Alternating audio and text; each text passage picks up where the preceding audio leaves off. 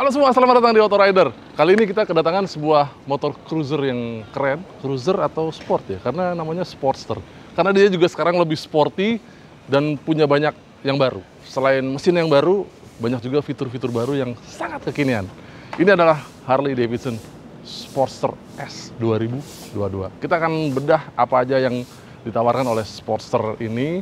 Ini adalah motor entry level dari Harley Davidson yang baru aja hadir di Indonesia. Harganya Rp600.500.000, masih off the road. Dan kita sekarang ada di Harley Davidson Anak Lang di Kelapa Gading. Selamat datang dan selamat menonton.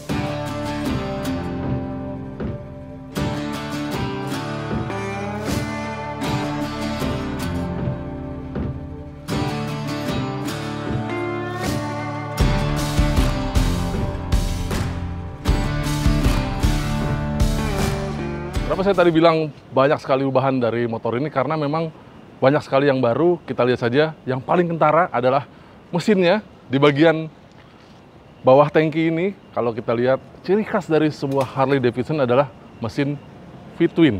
Tetapi, mesin V-twin dari Sportster yang baru ini, dia sudah tidak ada batang lagi di masing-masing samping silindernya ini, karena dia sudah tidak punya push rod lagi.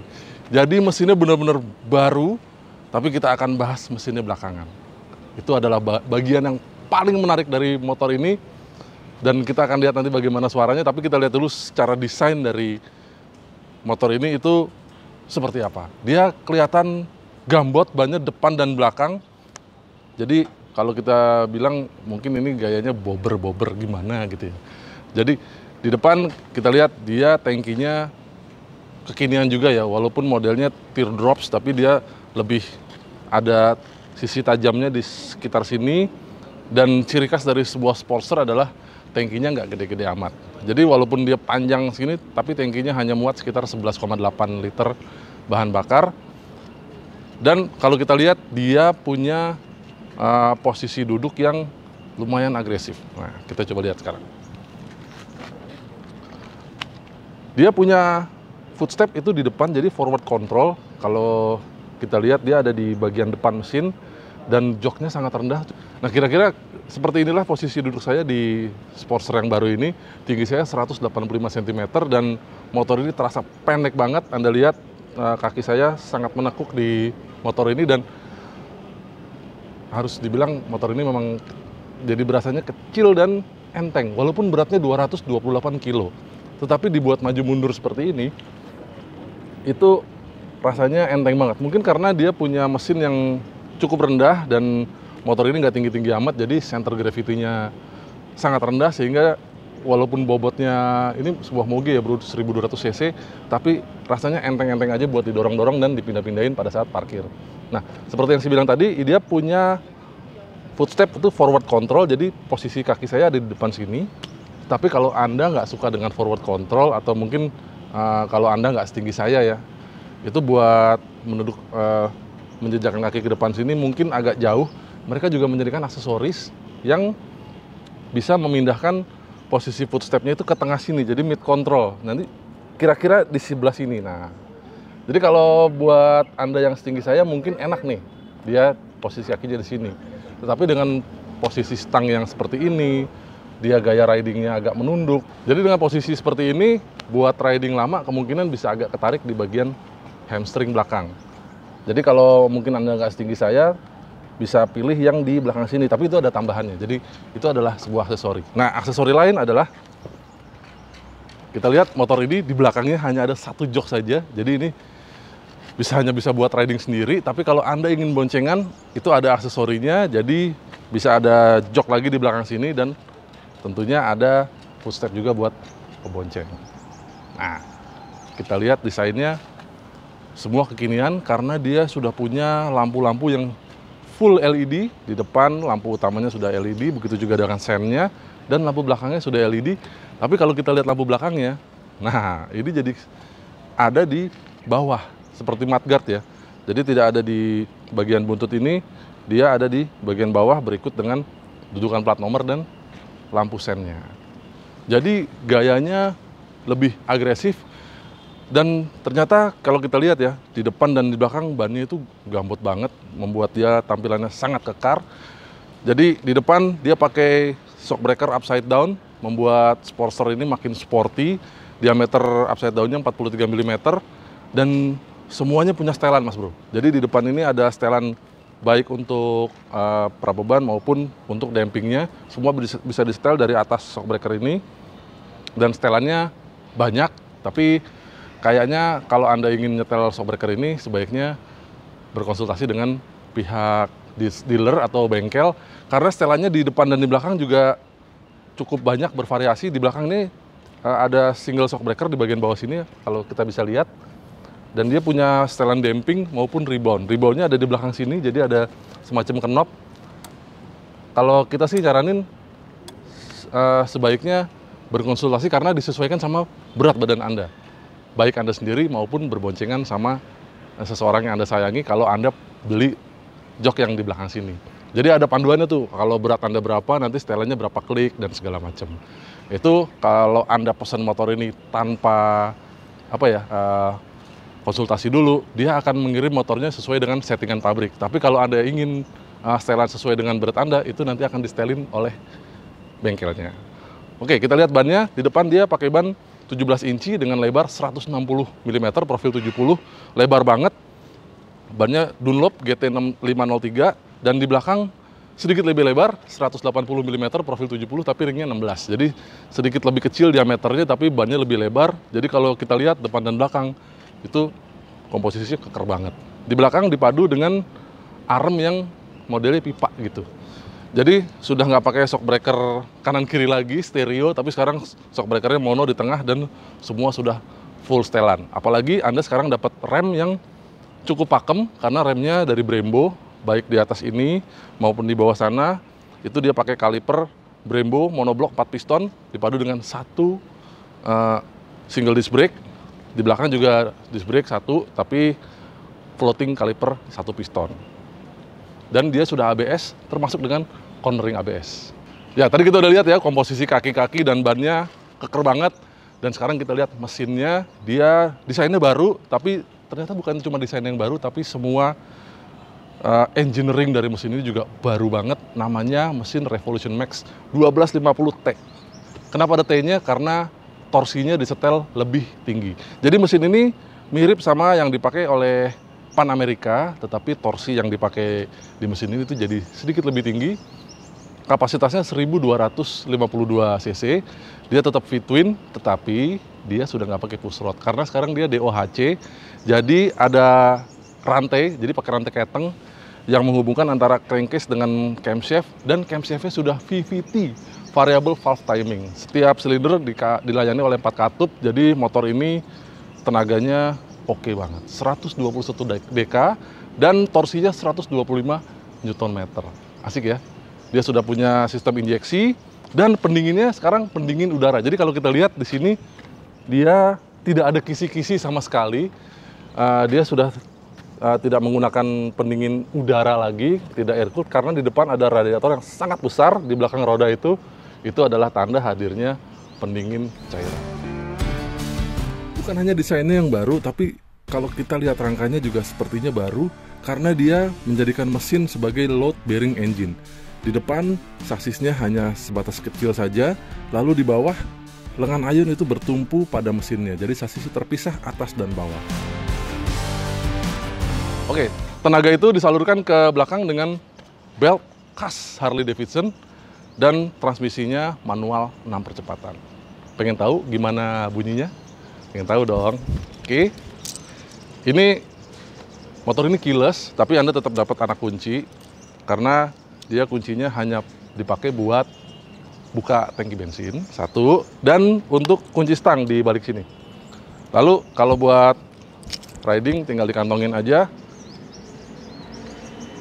puter kill switch-nya, terus tekan tombolnya.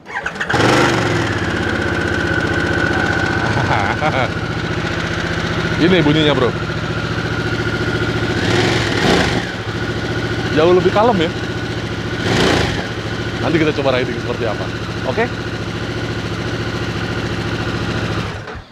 21 ya.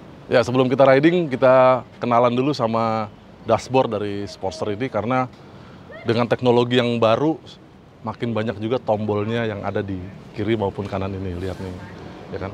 Ini adalah tombol kill switch, jadi dari sini dia akan hidup kalau Anda ada di dekat motor dan keyless-nya ada sama Anda. Lalu ini adalah tombol starter, lalu di sini ada tombol biasa ya, ini hazard, lalu ada riding modes. Jadi motor ini punya riding modes. Nanti kita lihat seperti apa riding modes-nya. Sementara di kanan ini adalah tombol audio, jadi Anda bisa koneksi handphone Anda dengan motor ini untuk mengakses audio dan GPS. Lalu di sebelah kiri kita lihat banyak sekali tombolnya, lebih banyak lagi. Yang paling familiar adalah yang di bawah, itu tombol klakson. Lalu tombol sen seperti biasa, lalu ada dim, high beam sama dim ya di atas ini. Terus ada tombol di atas ini, itu adalah cruise control. Jadi Anda punya cruise control di motor ini. Sedangkan ini adalah tombol mengakses menu di atas ini MID, dan ini adalah heated grips. Sementara di bawah sini itu adalah menu untuk mengakses apa saja yang ada di motor ini. Kita lihat sekarang apa aja menunya. Jadi seperti ini adalah tampilan digital dari speedometer Sportster yang baru. Semuanya udah full digital dan displaynya 4 inci. Coba kita lihat ada apa aja. Dia ada tachometer gede dan kilometer. Ini adalah kecepatannya. Anda juga bisa ganti unitnya kalau mau pakai miles, nanti bisa juga. Lalu ada MID di sini. Anda bisa lihat MID-nya seperti apa. Bisa diputar-putar. Ada trip A, trip B, ada odometer, temperatur, dan range-nya. Ini dengan bensin yang tersisa sekarang ya. Ada fuel meter di sebelah sini. Lalu ada berbagai macam lampu-lampu indikator di bawahnya. Terus kita akses menunya coba. Oke, ini adalah beberapa menu yang bisa diakses. Ini adalah GPS, jadi tidak ada device yang terkoneksi di sini. Lanjut yang kedua, ini adalah musik, jadi kita juga harus terkoneksi dengan handphone di menu ini. Sementara ada beberapa menu lain. Halo. Ini adalah informasi mengenai sepeda motor. Jadi ada tekanan ban depan dan belakang, satuannya KPA, kilopascal. Anda bisa ubah juga nanti dari PSI. Lalu ada temperatur mesin dan voltase baterai. Lalu ada setting. Nah, ini yang paling menarik. General, Anda bisa buka apa aja di setting ini. Ini trip reset untuk mengatur tanggal, terus ada sinkronisasi dengan aplikasi handphone Anda. Lalu ada untuk mengset waktu dan format jamnya. Lalu unit yang seperti saya bilang tadi, itu mau metrik atau standar. Sementara ada security pin juga dan display language. Nah, ini yang menarik nih. Display language-nya bisa Anda pilih. Selain bahasa Inggris, ternyata ada juga bahasa kita. Mana ya? Agak di bawah. Bahasa Indonesia. Kita coba ya.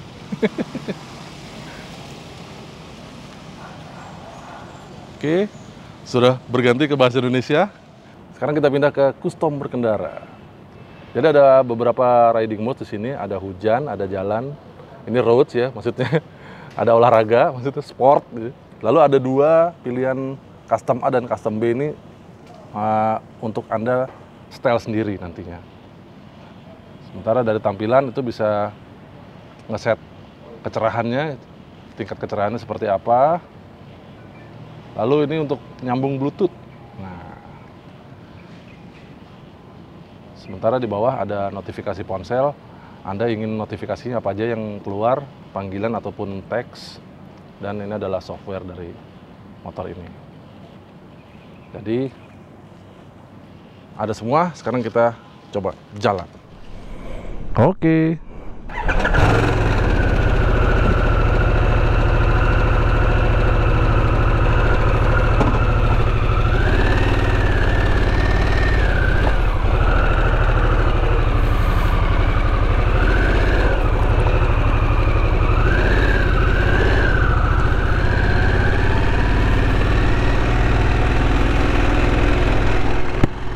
Ya, kita mulai jalan.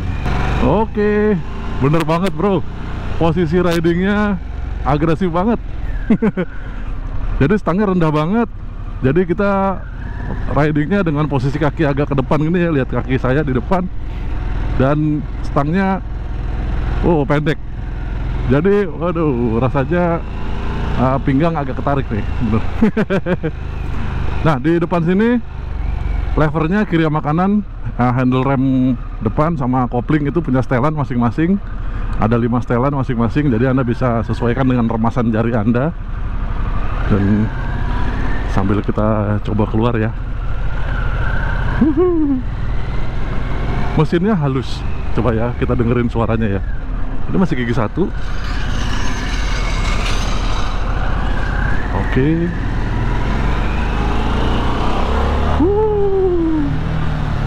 Mesinnya halus. Dan Anda dapat spion N-bar di kiri dan di kanan. Itu kelihatannya sih lega banget di belakang. Jadi walaupun spionnya kecil, dia masih bisa memantau belakang dengan baik. Dan wow, jujur suara mesinnya dulu ya, kita dengerin ya.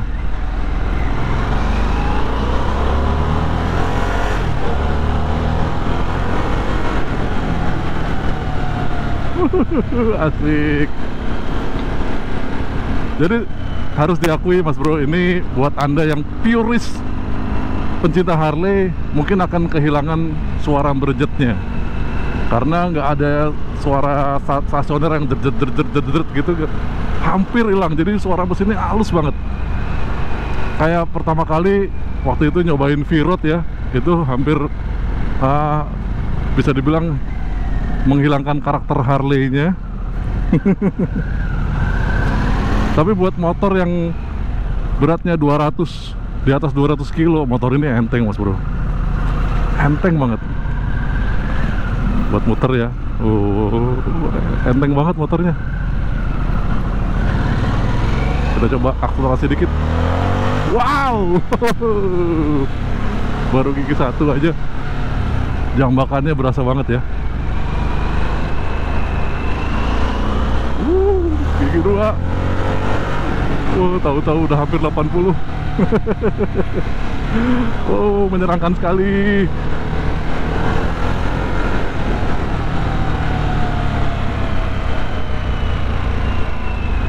Secara suspensi, nah suspensinya itu sporty banget ya. Jadi dia jarak mainnya nggak banyak, jadi harus diakui motornya agak-agak stiff kalau menurut saya. Jadi ketemu jalanan nggak rata dikit itu langsung berasa di sasisnya. Walaupun bannya bobber ya, tapi tetap motor ini nimble banget. Jadi handlingnya itu enteng banget dan enak buat nikung. Seperti ini nih. Ban bobbernya rasanya agak ngelawan ya sedikit, karena mungkin ban depannya lebar banget ya, jadi wajar. Tapi dia meluk jalan banget rasanya.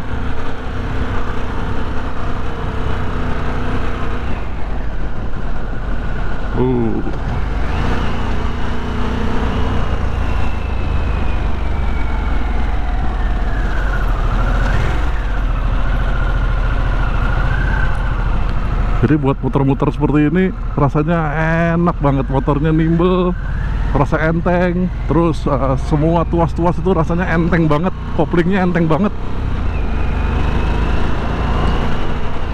remnya juga enteng banget. Tapi kita coba ngerem dikit. Oke lah. Dia satu disc brake aja depan, tapi ya namanya Brembo ya, nggak bohong. Jadi rasanya masih responnya oke.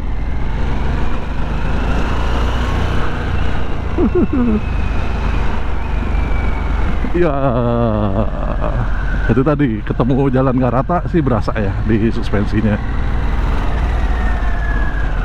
Tapi lagi-lagi motor ini kan setelannya pabrik ya, jadi belum disesuaikan sama keinginan Anda. Anda bisa setel soft atau mau setel lebih sporty dari ini juga bisa sebenarnya.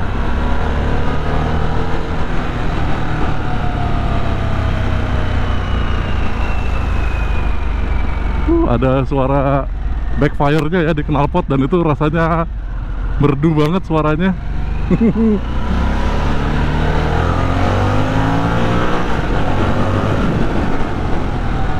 Tarikannya oke. Jadi buat Anda yang baru berencana untuk saya mau beli moge ya dan tertarik sama Harley Davidson, ini adalah motor entry level mereka yang bisa Anda pakai belajar dan rasanya ringan banget, tenaganya juga oke. Buat riding harian sih enak ini. Di Jakarta pun yang macet-macet Anda masih bisa nyelip-nyelip. Hanya sedikit aja handbar mirrornya agak keluar ya, tapi motornya sih nggak terlalu lebar.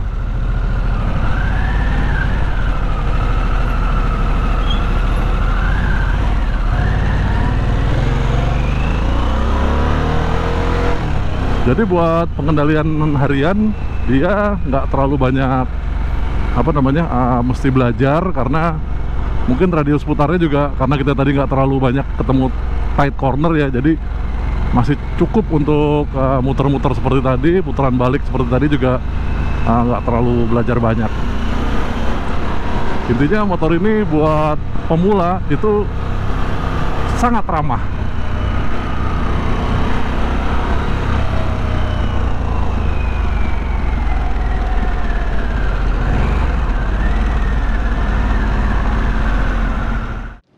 Oke, itu tadi hasil ngintip-ngintip dikit, bukan ngintip ya, tapi lebih ke bedah motor ini. Banyak banget yang kita lihat tadi, semua teknologinya baru, mesinnya baru, terus jadi motor ini menggantikan Sportster yang ada di Indonesia sekarang, baik 48 maupun Iron. Walaupun di sana tetap dijual, tapi ternyata di sini Anda hanya bisa beli Sportster yang ini kali ini ya. Gak tahu nanti kalau mungkin Anda maksa-maksa, aku masih pengen yang Iron 883 ya, silakan datang ke Anak Elang, karena motor ini bisa Anda temukan di Kelapa Gading dan harganya menarik karena motor ini didatangkan langsung dari Thailand. Jadi buat Anda yang pengen punya Harley, ini adalah salah satu motor yang paling terjangkau saat ini. Memang ada yang di bawahnya, tetapi kalau yang pengen yang paling baru, ya inilah motornya. Gimana pendapat Anda? Silakan tuliskan komentar Anda di bawah, dan terima kasih buat Anda yang sudah like video ini dan membagikan video ini ke teman-teman Anda. Jangan lupa main-main ke website kami www.autorider.com untuk melihat berita lebih banyak mengenai Harley, mengenai motor-motor lain, dan berita-berita terkini yang paling menarik dan ada di Indonesia maupun di seluruh dunia. Sampai jumpa di video kami yang lain. Dadah!